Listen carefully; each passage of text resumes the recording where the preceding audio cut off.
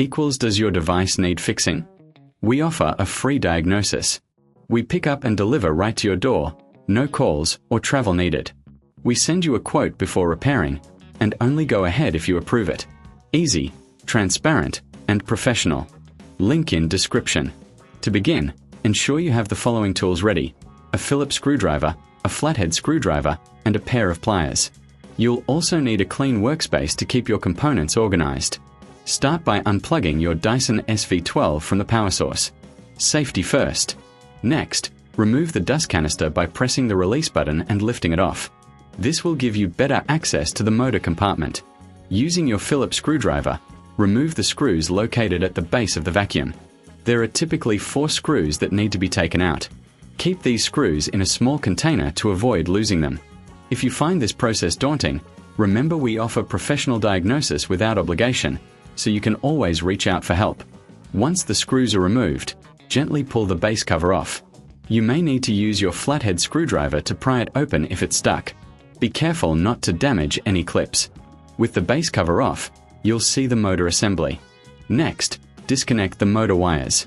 Take note of where each wire connects, as you'll need to reconnect them later. Use your pliers to carefully pull the connectors apart. If you're unsure about this step, consider our pickup and delivery at your home service, which can save you the hassle of doing it yourself. Now, remove the screws securing the motor in place.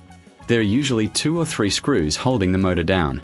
Once these are removed, you can lift the motor out of the housing. Make sure to check for any debris or dust inside the compartment. A clean internal environment is crucial for optimal performance. Take your new motor and place it into the housing, ensuring it fits snugly. Reattach the screws to secure the motor in place. Remember to reconnect the motor wires according to the notes you took earlier. If you're feeling overwhelmed, don't forget that we provide a quote before repair, so you can make an informed decision. Once everything is connected, replace the base cover by aligning it properly and pressing it down until it clicks into place. Reinsert the screws at the base to secure the cover. Finally, reattach the dust canister. Before you plug in your Dyson SV12, give it a quick visual inspection to ensure everything is in order. Once satisfied, plug it back in and test it out. If you encounter any issues, remember that no calls, no travel is our motto, making it easy for you to get assistance without the hassle.